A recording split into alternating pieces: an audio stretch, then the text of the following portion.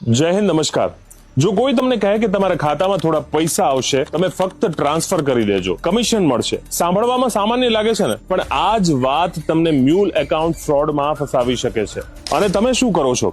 એના કહેવાથી પૈસા ટ્રાન્સફર કરો છો વિચાર્યા વિના, પણ તપાસ થાય ત્યારે એ ગુનો તમારા નામે ચડી જાય છે। મ્યુલ એકાઉન્ટ એટલે શું?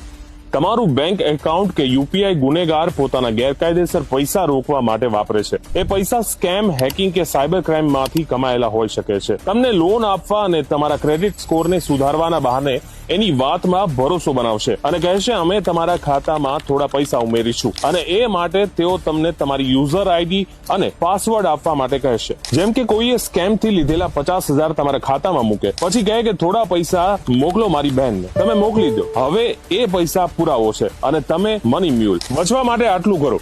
અજાણ્યા વ્યક્તિને બેંક, યુપીઆઈ કે એટીએમ ની માહિતી ક્યારેય ના આપો। પૈસા ટ્રાન્સફર કરવાથી કમિશન જેવી ઓફરથી દૂર રહો। કોઈ શંકાસ્પદ પૈસા આપે તો તરત જ બેંક અને પોલીસને જાણ કરો। સાવચેત રહો, સુરક્ષિત રહો।